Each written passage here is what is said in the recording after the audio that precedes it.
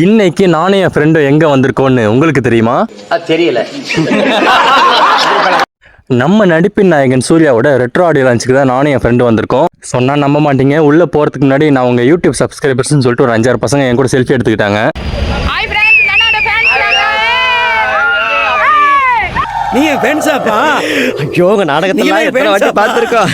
நான் ரீசெண்டாக தான் யூடியூப்ல 10K சப்ஸ்கிரைபர்ஸ் ரீச் பண்ணேன். இதில் கொஞ்சம் பேர் என்னை உண்மையிலேயே ரெக்கக்னைஸ் பண்ணி என் கூட ஃபோட்டோ எடுக்க வந்தாங்க. ஒரு சிலர் வந்துட்டு செலிபிரிட்டின்னு கலாய்க்கிறதுக்குன்னே ஃபோட்டோ எடுத்துகிட்டு போனாங்க. அவங்க கண்டிப்பாக இந்த மாதிரி வீட்டுக்கு போனது பண்ணியிருப்பாங்கன்னு நினைக்கிறேன்.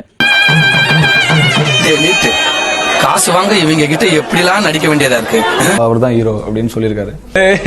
ஹீரோ அப்ப நீ ஹீரோ, நான் ஹீரோ தான், ஆட்டோக்கார ஹீரோ, ரிக்ஷாக்கார ஹீரோ அப்படிலாம் சொல்லி பயங்கர சிரிச்சிட்டாங்க. அங்க இருக்கிற ஜனம் நிறைய பேர் வேடிக்கை எல்லாமே சிரிச்சிட்டாங்க. ரெடில்ஸ் வந்து வரோம்.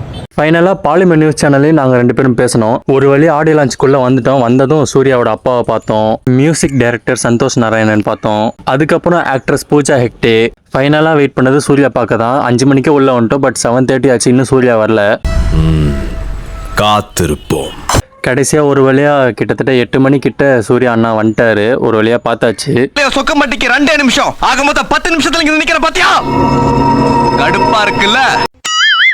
சூர்யா அண்ணா, கார்த்திக் சுப்புராஜ் டைரக்டர் எல்லாருமே பார்த்தாச்சு. பட் ஃபைனலாக இப்போது நான் கிளம்ப வேண்டிய சுச்சுவேஷன். போன தடவை என் அண்ணன் பைக் இருந்துச்சு, அதனால் கங்கோ ஆடியோ லான்ச் ஃபுல்லாக பார்த்துட்டு வந்தேன் 11 மணி வரைக்கும். பட் இப்போ என்னால் முடியல. 2 பஸ்ஸு ஒரு ஆட்டோ மாதிரி போனால் தான் நான் என் வீட்டுக்கு போய் சேர முடியும். 11 மணிக்கு இங்கே இருந்தேன்னா கண்டிப்பாக எனக்கு பஸ்ஸும் கிடைக்காது, ஆட்டோவும் வராது. போன தடவை கங்கோ ஆடியோ லான்ச்சில் கஷ்டப்பட்டு முண்டி அடித்து சூர்யா கூட குரூப் செல்ஃபி எடுத்தாச்சு. பட் இந்த தடவை ஆடியோ லான்ச் முழுசாக அட்டன் பண்ண முடியலேன்னு ஒரு சின்ன வருத்தம்.